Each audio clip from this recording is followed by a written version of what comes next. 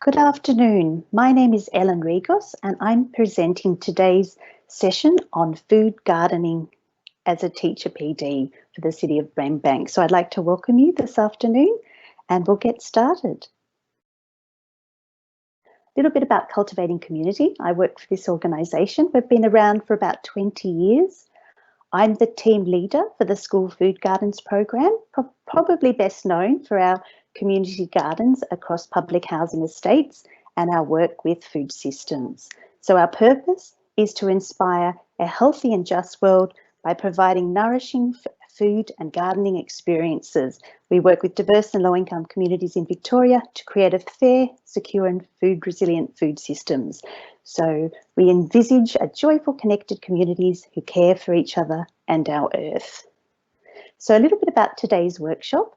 I will be giving you a little introduction and talking a bit about teaching norms, a bit of theory around why learning outdoors is so important, why grow food, the benefits for students and for schools, a little bit about food garden design, some information about student learning, caring for a food garden, resources to assist teachers, and at the end we'll have about 10 to 15 minutes for questions and feedback.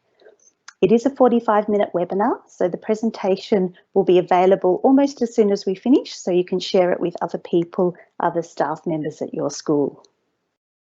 Firstly, I'd like to acknowledge the Boonwurrung people of the Kulin Nation on land whose I'm presenting today. I'd like to acknowledge the elders past, present and emerging. We have a great deal to learn from our Indigenous people. There are over 5,000 native edible plants in Australia. Now this is a plant, I'm not sure if anyone recognises it. I actually ate one from my garden yesterday.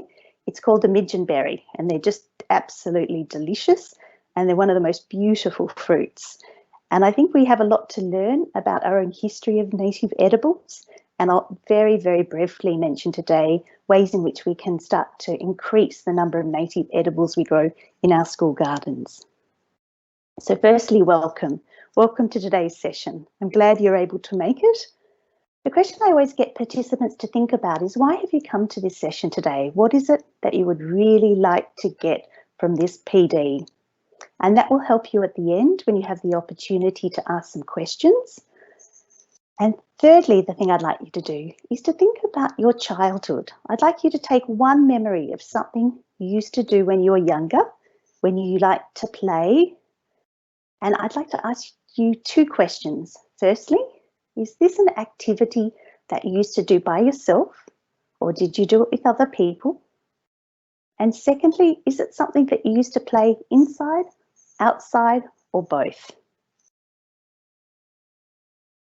This is a beautiful buttress of a Moreton Bay fig tree.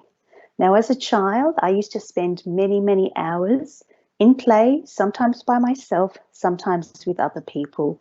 And I would collect berries and pods and leaves and rocks and create little shops and invite others to play.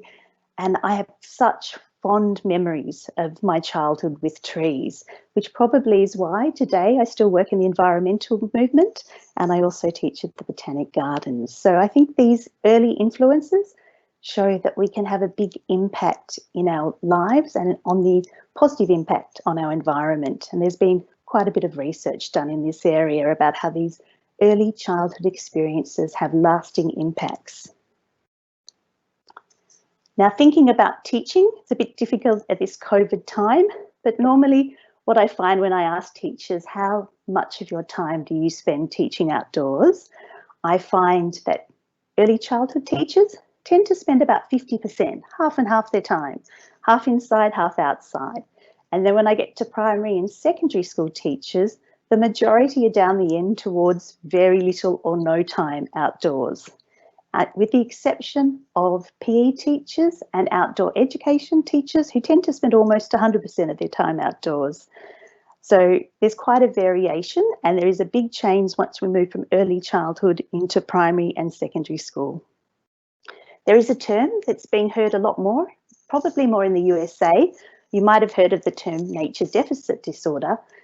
But there's now a term coming into play called indoorification of learning, which is where we're spending most of our time learning inside. Now you're probably asking, why is this a problem?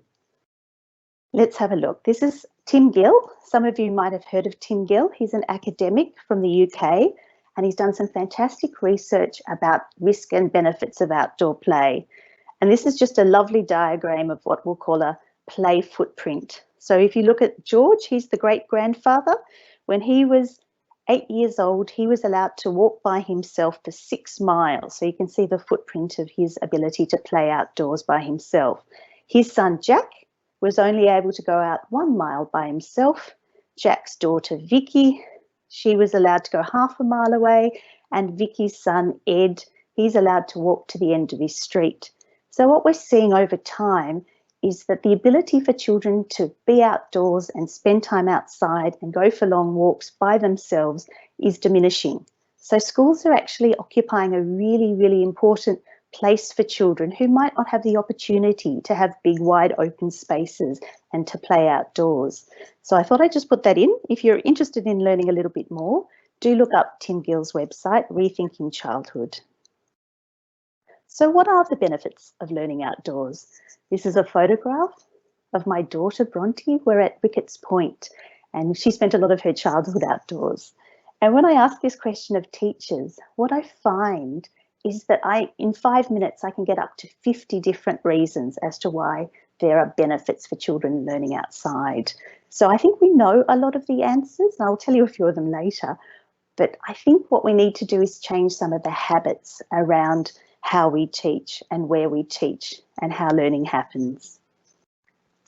If I had to choose just 5 reasons why learning outdoors is so important, the first one is that it shifts the educational focus to experiential and multi-sensory learning. It's very hard to be outside without engaging all the senses. It allows children to then use their hands and be very active in inquiring about their learning. And it actually fosters systems thinking.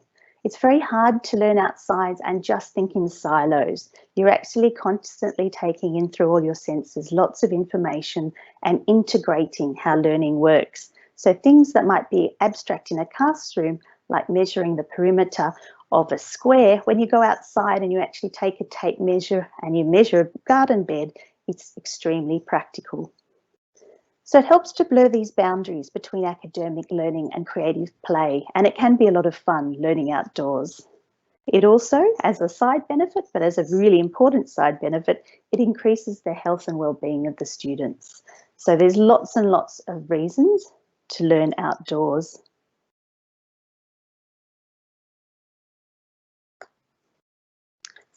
This is an infographic, and I just thought I'd show you this infographic.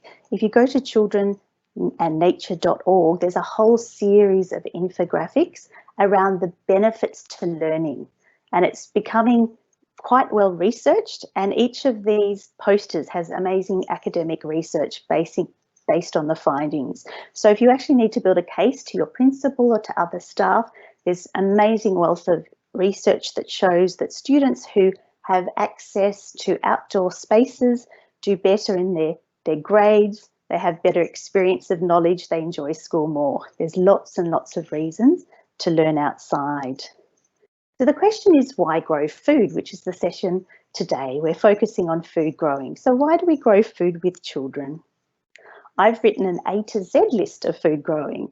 Firstly, children get an appreciation for natural cycles and the seasons. When they're outdoors and they're planting a seed and they get to watch it go from seed to fruit, they get to appreciate all the different times of the year and how plants change over time.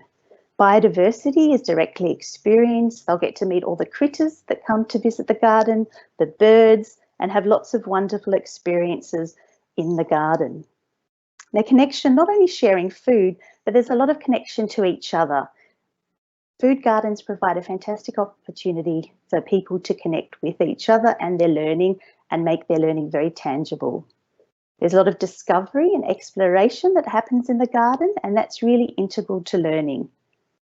Children will get to eat fresher, healthier seasonal foods. Hopefully, they'll find out that food growing is lots of fun. They'll grow plants from all around the world, which we can tie into learning about different cultures. Health and being will be increased, not only vitamin D and exercises being in our limbs. They'll also have an improved diet and awareness of nutrition. It's amazing how many children don't know that a potato grows under the ground. And joy. You never know where this may lead. Students who really enjoy being outdoors, it might lead them to a career in horticulture, in science, etc. They'll get to know and understand where their food comes from, learn about food production systems. There's a magic and mindfulness of being outdoors, those special moments that you can't capture and that never seem to really happen in the classroom. They'll nourish the whole self through sensory learning. They'll get to observe and respond to their environment, pollinate new ideas. They'll get to ask questions. Some they may get to answer. Some questions are very difficult to answer. They'll get to recycle their food and organic waste, save seeds, solve problems, take time out to just be in nature. And that's something I'll talk a little bit more about later. They'll get to use and maintain the tools in the garden. Values will probably change over time. The students that are scared to pick up a worm, with exposure, eventually learn to love some of the creatures that come and inhabit our gardens. Water is a really big factor in food gardening, and xeriscape, which is basically gardening in a water-wise way. So we design our gardens to conserve water. So they'll learn lots of new language when we're food gardening. They'll yield more from their education. That's actually been proven that educational outcomes are a lot better. And they'll get to see zero waste in action. The impact on learning. This is probably the latest research that's come out of the UK to show that academic and learning overall is enhanced with food garden programs. So if you're interested in knowing a little bit more about some of the research that's been done in this area, this is probably the latest and most recent study to look at the impacts, such as improved positive behaviour, emotional well-being, positive attitudes to food and health choices. So you'll see that there's a lot of reasons and a lot of benefits of students having a food garden and learning outdoors.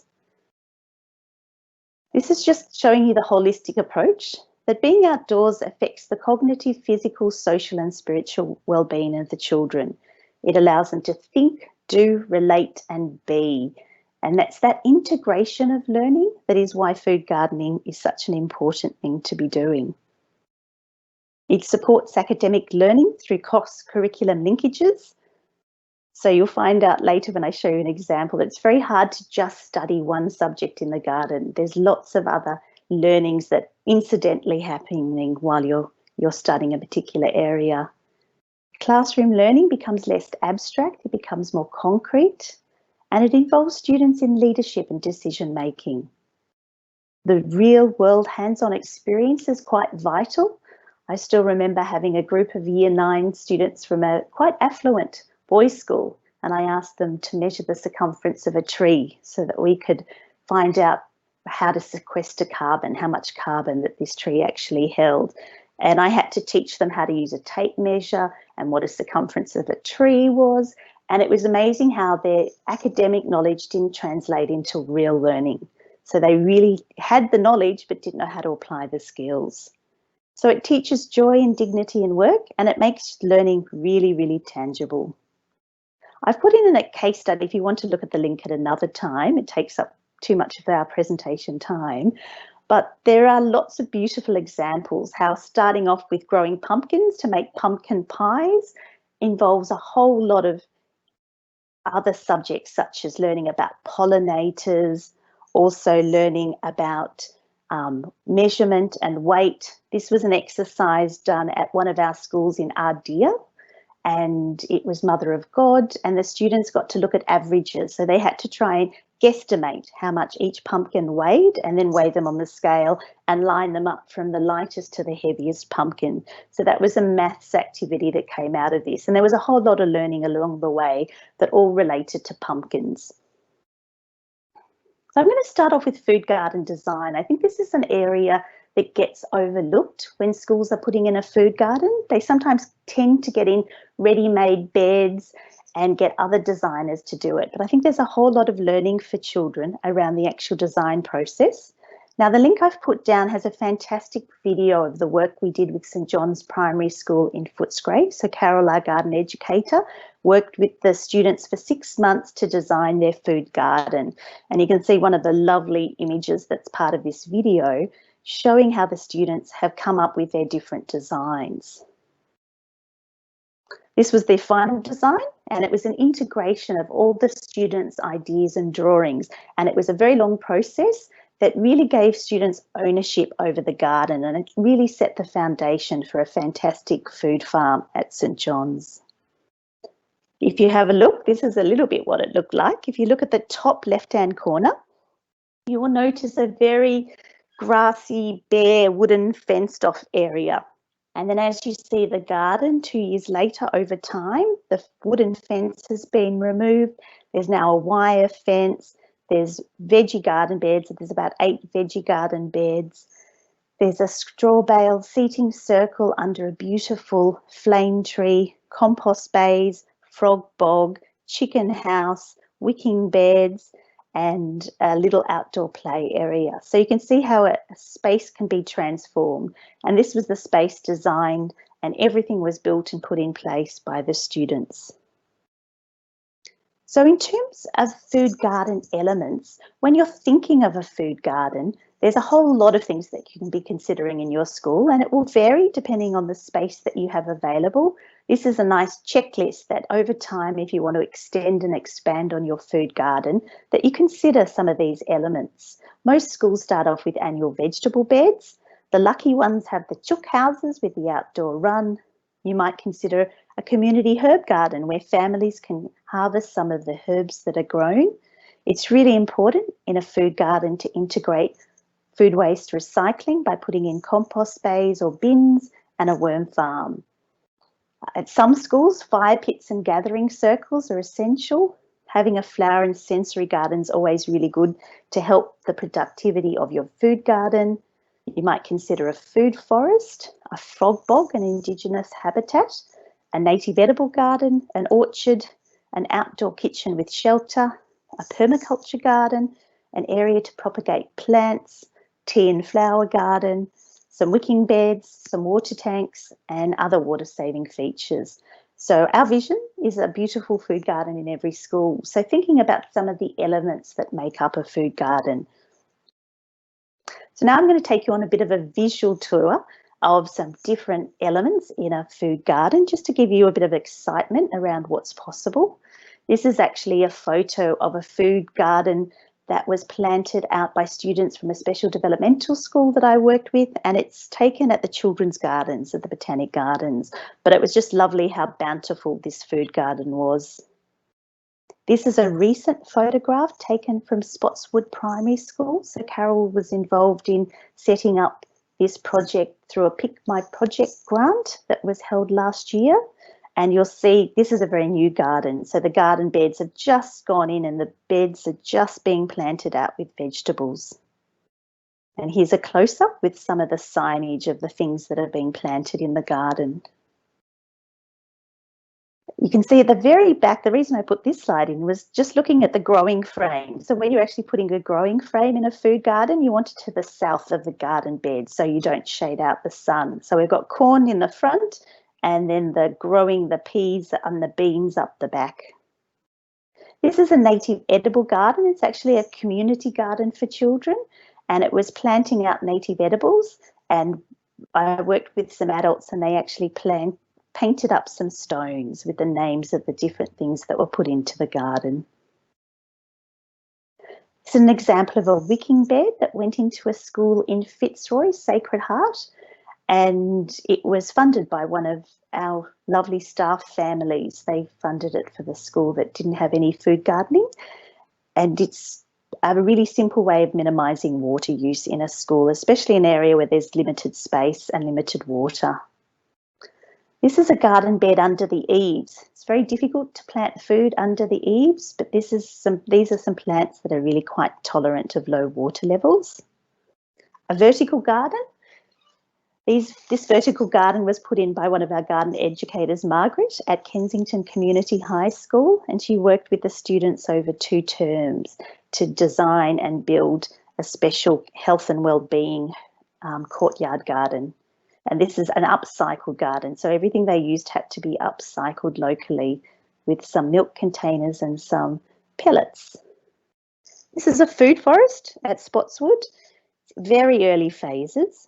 You can see that the trees are just starting to grow, so it'll be at least 5 to 10 years before it's a fully productive food forest. I just wanted to show you paths. When we put paths into food gardens now, we also make them wheelchair accessible, and we use materials that suppress weeds, grass, etc. So really thick layers of mulch.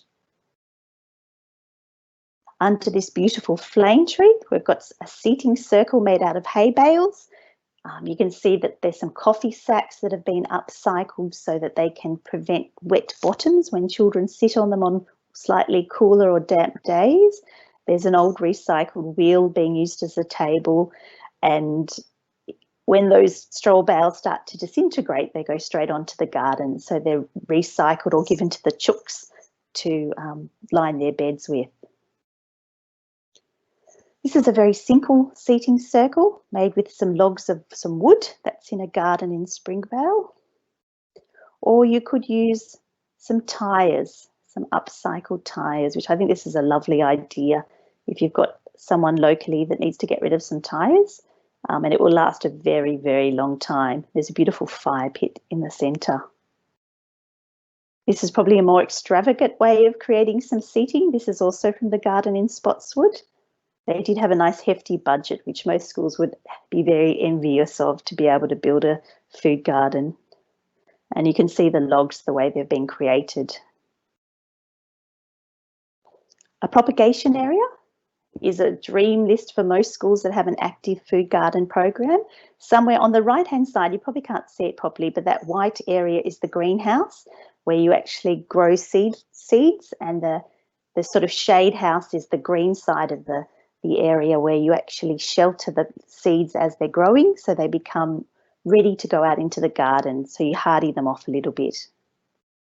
A table outside is always great for propagation and activities, so if you can set up an active area that can be used for multi-purposes. This is a water tank, and next to the water tank a special tube has been put in, so it's much easier to see at what water level the tank is at, and the kids can monitor how much water is in the tank after it rains.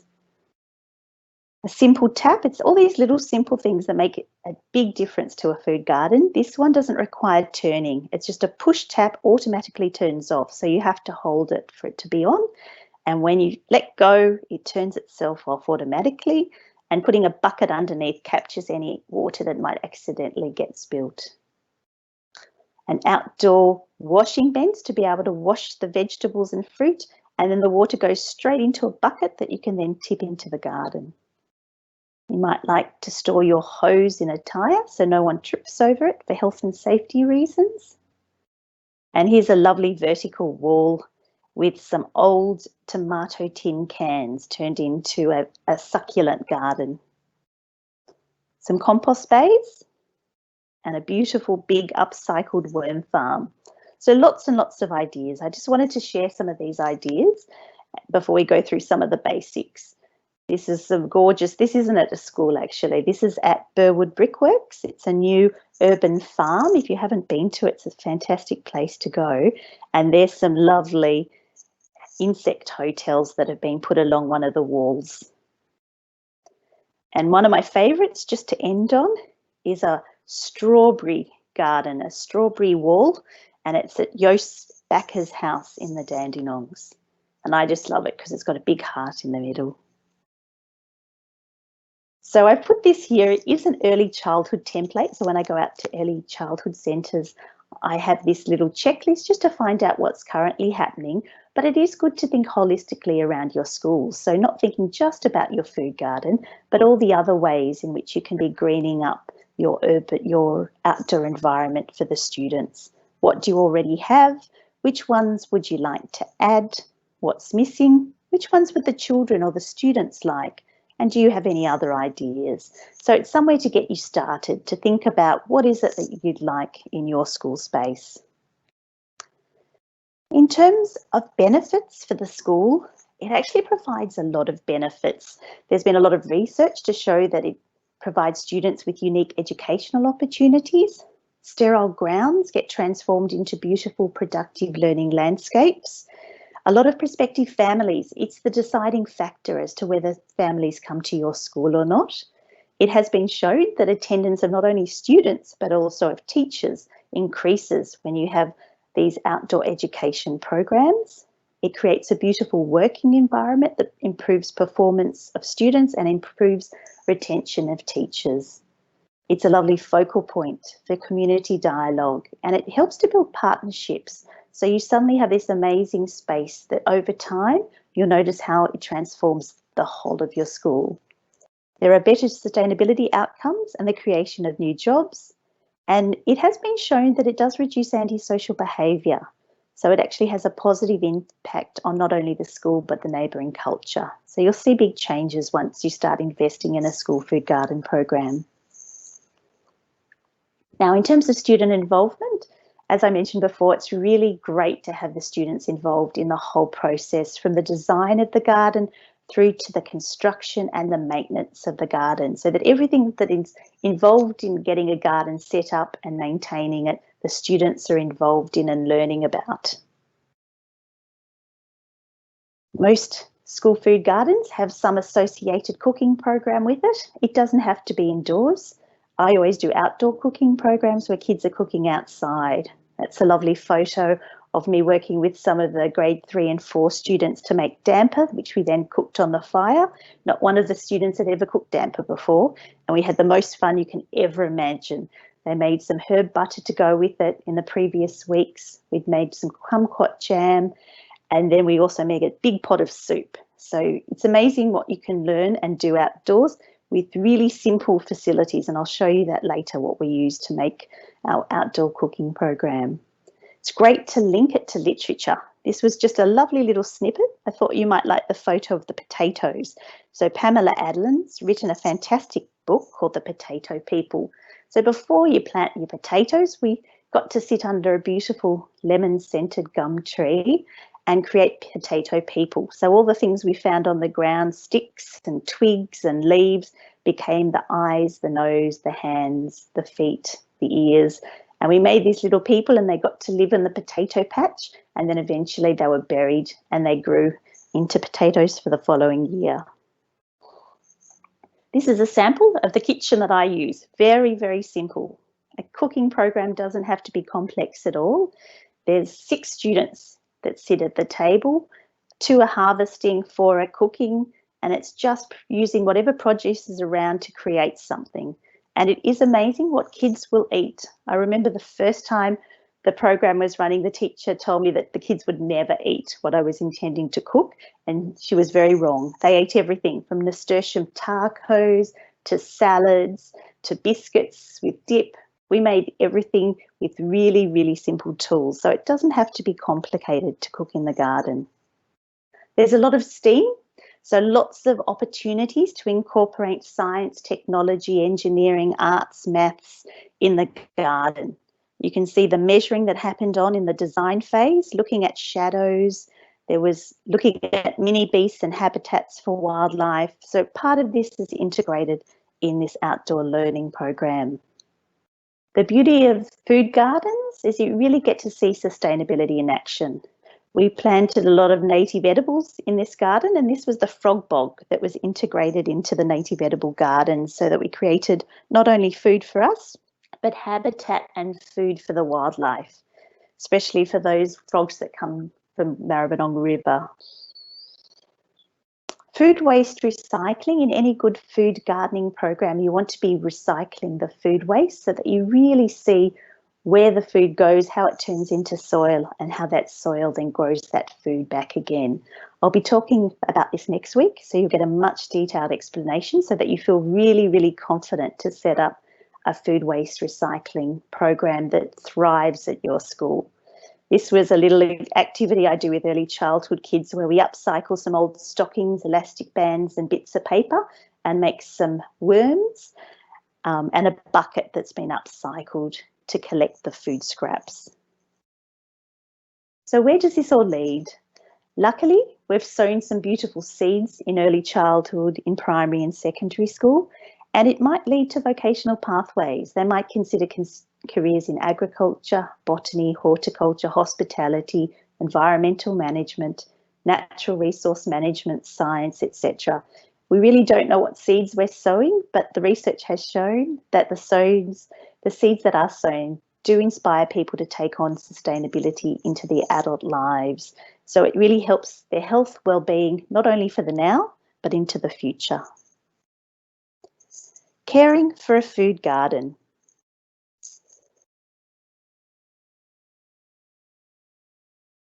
I'm actually going to go through the real basics of caring for a food garden because I think it's really important for us to understand how food gardens function so that you get the most out of them. And the best place to start is what plants need. So it's really important in a food garden that all the time we're thinking of the needs of plants. Plants need sun, air, water, space and soil. And they need them in different amounts and different levels. So if we're constantly thinking about the plant's needs, then we're definitely going to have a much more successful food garden experience. Now, plants can be annual or perennial. An annual plant is a plant that has a life cycle of a year. So from the time it grows from seed and produces seed, it's 12 months. It then dies off and that seed then gets germinated. A perennial has a much larger life. It could live 2 years. It could live up to 2,000 years, depending on the species of plant. So thinking about the plants is probably the most important thing to understand is how do we look after those plants? How fast do they grow and how big do they grow to? That's probably one of the most important. What is their life cycle? What part of the plant do we eat? Do they need lots of sun or minimal sun? How do we care for them and how much water do we need to give them? So these are the things we're thinking about when we're creating a food garden so that we can really care for our plants and that our plants thrive. I do want to go through how to plant plants correctly. It's something I see that's not done too well, and there's some just really basics that I want to make sure that you're aware of. So with a seed, when you're planting a seed, it's approximately 1.5 to 2 times the size of the seed, how far down in the soil you plant. So a celery seed or a parsley seed, which is very small, is just under the surface. This is an aduki bean. It's a bit bigger, so it's a bit deeper down. So you can imagine that if you were planting a coconut, you'd need a much bigger hole. It would need to be much deeper. And the reason is that inside that seed casing is the whole life cycle of that seed in baby embryo form. And if it's too deep, that little first shoot won't make its way up through the soil and up to the sun, and it will rot and die. And if it's too high up, the roots won't be able to ground the seed and it will wash away. So it's getting the nice balance. So planting a seed is really important, and planting a seedling is as important too. I was very lucky enough to be taught by someone a very, very simple tip to make me plant plants successfully, and that is to water 3 times. So before you actually plant the plant, you water them all so that the roots and the soil are nice and moist. And then you dig the hole and you water the hole. And once you've watered the hole, you then plant the plant and you water it again. So it's being watered 3 times. And what that does is it prevents shock. And when you plant the little seedling, you want to make sure that it's at soil level so that the roots are under the soil and the plant is above the soil. And I've seen some interesting plantings with pots under the ground and plants planted too high or too low. So making sure that those basics of planting the plants so that they get a really good start. And they're just some of the really simple basics to be aware of when you're planting, that you're planting correctly. Biggest mistake in any garden, not just food gardens, but home gardens and even in council nature strips I see, is people not being aware of how big and how long a plant's going to grow and live for. So this little tiny oak tree looks lovely, and you wouldn't want to plant it very close to your house because they will grow up to 20 to 30 metres tall and 15 to 20 metres wide. So thinking about the whole life cycle of the plant so you know how big it will grow, and making decisions based on its maximum height and width when you plant it out. So really thinking about plants before you put them in the ground so that you make really good decisions that will save you a lot of headaches in the future. So please think about the plants and how big they're going to grow, especially fruit trees. So fruit trees, you really want to think about where you plant them and what they're going to be, how much they're going to grow over time and what shade they're going to create for the garden around you. So caring for the soil. Once you know how to plant plants, the most important part of your garden and caring for any food garden is the soil. The soil is an indication of a healthy, happy garden. In fact, all my work in my food garden is on the soil. If I work and love and care for my soil, that will help my food garden to thrive. So the soil is the most important part of a food garden. So making sure all that beautiful food waste that you produce at your schools is going back into that soil and helping to care and look after your plants. Mulch is a bit like skin. So if we don't have our skin, we're more likely to get infections and disease, and mulch is very similar. In nature, plants naturally drop debris and leaves and create their own living mulch, and if we don't have that, we need to mimic it. So mulch is really important to keep the soil covered, to keep it moist, to create food for the microorganisms, for the fungus, for the bacteria, so to keep it alive. Also has a huge impact on reducing water usage and improves aeration of the soil. So lots and lots of benefits of mulch. Really important that we're always mulching and mulching and mulching.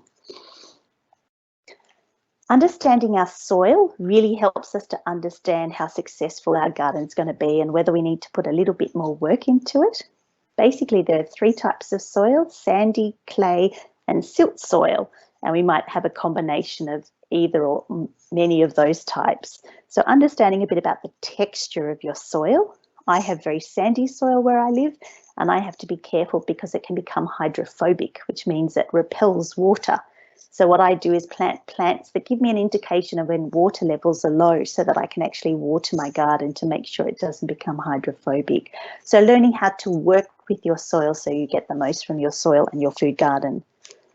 pH is another really important thing to be aware of. I'm actually going to talk quite a lot about pH next week. So if you're interested in knowing about pH, I'll be discussing it when I'm talking about food waste recycling. But in general, you want to have a fairly neutral soil between 6.5 to 7.5, right in the middle. So 7 is neutral and 6.5 is slightly acidic and 7.5 is slightly alkaline. So you really want it in that middle range. And if it's not, you need to be doing things to improve your soil, and composting is the best thing you can be doing overall, either way. So composting is a really good solution. You can add amendments to your soil, such as sulfur or lime, depending on which side of the pH scale it sits. So thinking about your soil is really important. Great science activities for kids around soil, and I'll run through some of those next week. If you are a little bit concerned about your soil, you can get some testing done. So VegSafe charges $20, and you can get 3 tests done of your soil, and they will let you know if there's anything that you should be concerned about from a food gardening perspective. And you can do that at home as well as at school. Water, collect and store water, improve the soil. As I said again, mulch, mulch, and mulch. Observe your plants. They will always tell you when they're thirsty. They're a really good indicator of when they need more watering. Plant strategically so that plants that require more water are together, and plants that need less water are together and further away from where you need to water them. Water deeply rather than more often, and set up irrigation systems so that your watering is very water wise, especially over the months when we need to be watering a lot more. In terms of how big to make garden beds, it's recommended that it's the arm width times 2. So with younger children, little preppies and grade 1s, you'd want much narrower garden beds than some of the older kids. And you need a few big beds for crops like pumpkins or potatoes. But you don't want kids stepping on the soil. You don't want to compact the soil. So making sure that the garden beds are not too wide and that they've got a little bit of depth. If your soil is more clay, you might want to go a bit higher. If it's sandy, you might want to be closer to the ground.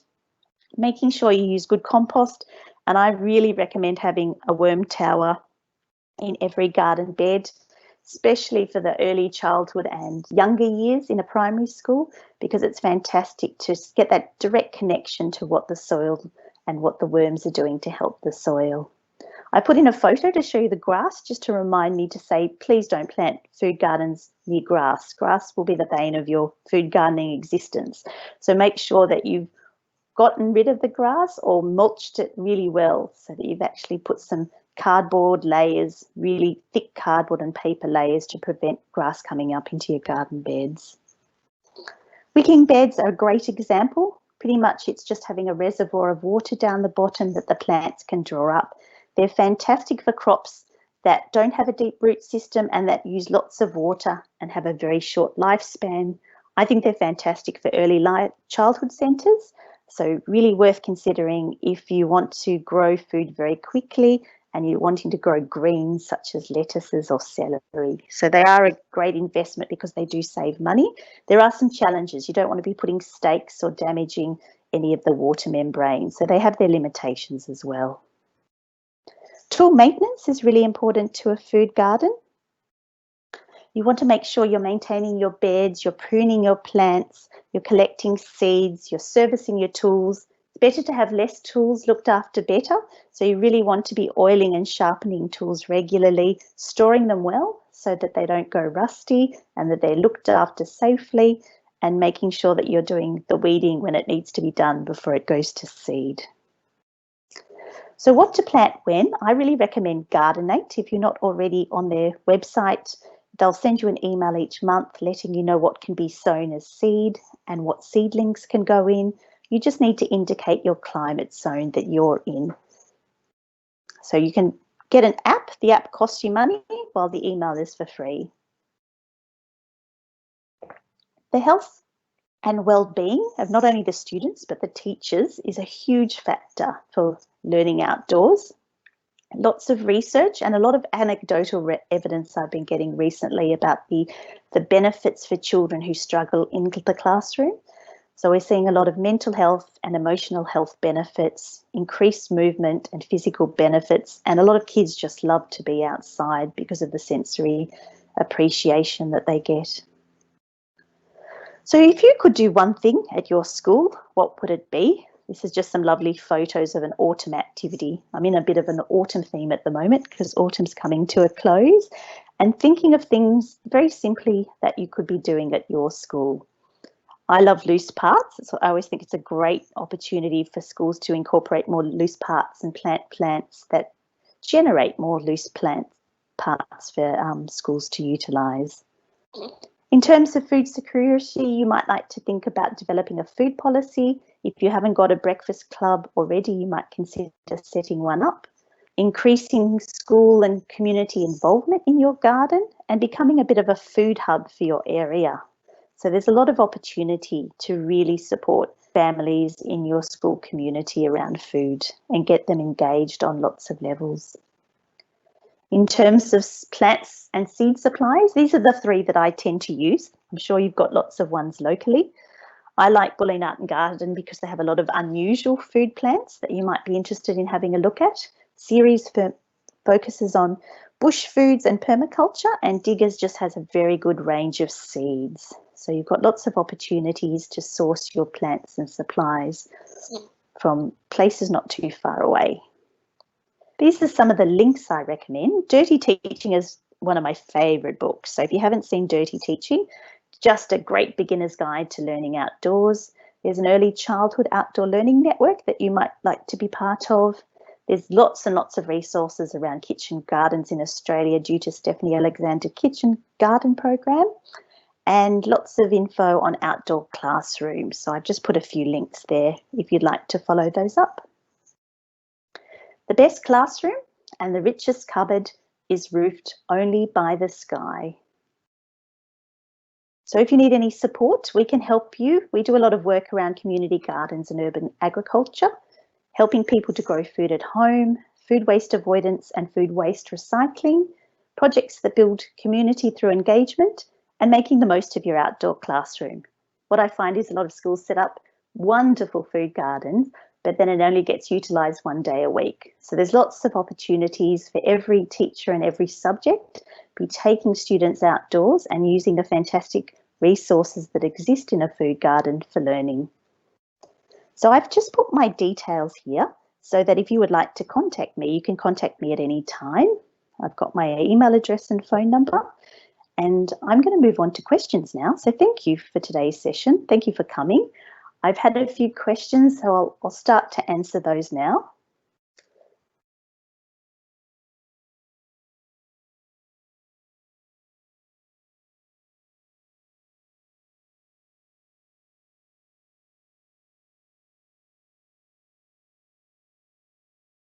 So one of the questions I have been asked, I might put on my video camera actually so that you can see me as well.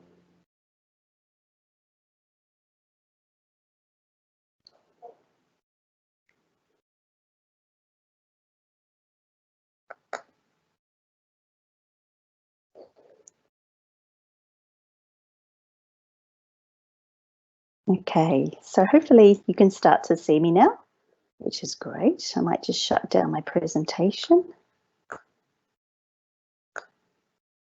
Great, okay. Good, so if you'd like to send through any questions, I am starting to answer some questions around food gardening. I know when I sent out the registration form, there were a few questions that I can answer until the questions start to come in. The first one was about pruning. Now, pruning is a really challenging topic to be talking on a webinar. It's something that you need to see up close and you need a hands-on experience. So in terms of pruning, the main things to follow is pruning after fruiting in the majority of cases, and always pruning above a node. So if you're pruning above a node, then it really helps the plant to then sprout. So you don't want to cut the plant. Just say this is a little node in the plant. You always want to cut above, not below. So that was one of the questions I had. Another one was in relation to companion planting. That too is quite a exhaustive area of expertise.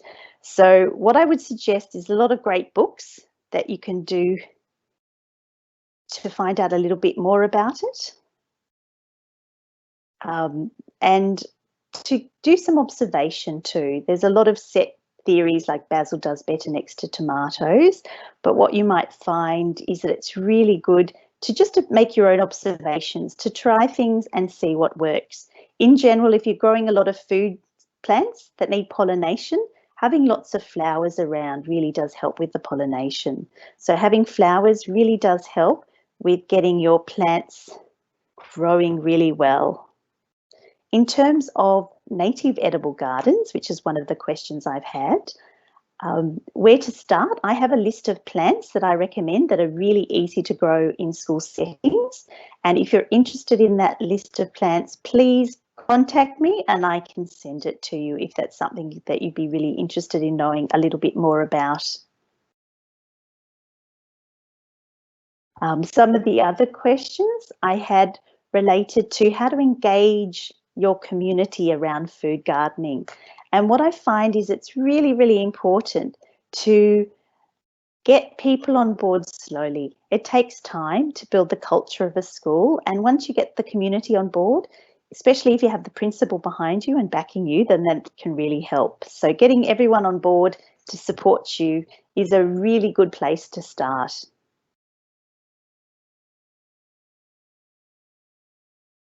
Got a few more questions coming through.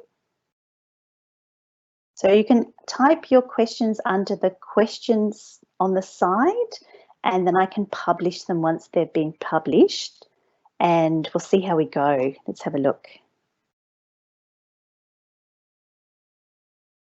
If you're interested in visiting full school food gardens, the Victorian School Garden Awards has fantastic PDs every year where you get the opportunity to go around and have a look at different school gardens and ask questions around what works and what doesn't work and get lots of great ideas. It's always good to take a camera and take some photos so that you get a really good sense of what schools are doing, what's working, and how you might incorporate that back at your school.